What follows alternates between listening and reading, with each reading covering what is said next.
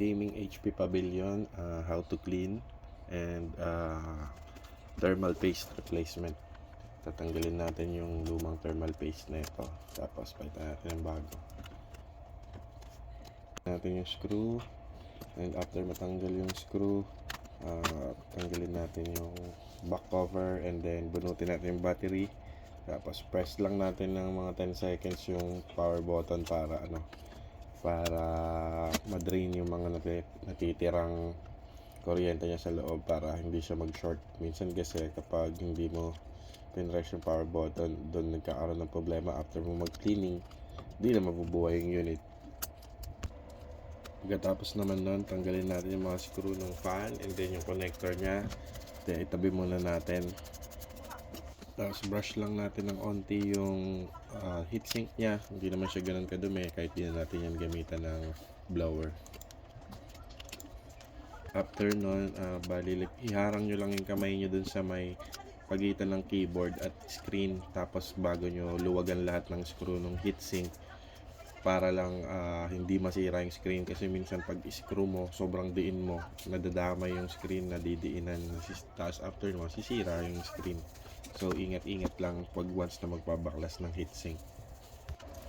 After natin matanggal yung heatsink, lagyan natin ng thinner yung thermal paste, tapos punasan natin ng tissue. Maganda kasi lagyan ng thinner kasi lumalambot yung thermal paste, kasi pag tumatagal yan tumitigas, parang semento yan.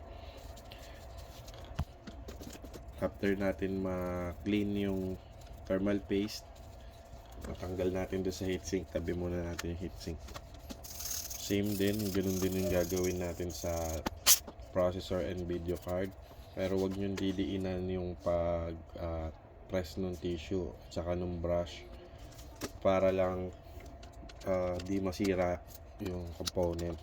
Delikado kasi yun kapag masyado na diinan. After nun, apply na tayo ng thermal paste, tapos balik natin yung heatsink and yung fan, battery, balik din natin, tapos balik na natin yung back cover and then screw natin, and tapos na tayo.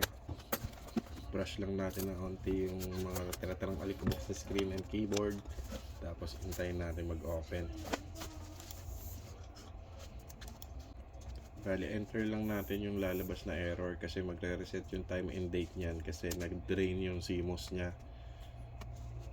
Mga magtatanong saan yung store namin, SM Mall of Asia po, Cyberzone, Accent Hub Store, and nandiyan naman po, magpa-flash naman sa video yung contact number po namin, pwede po kayo magtanong. Thank you po, and God bless.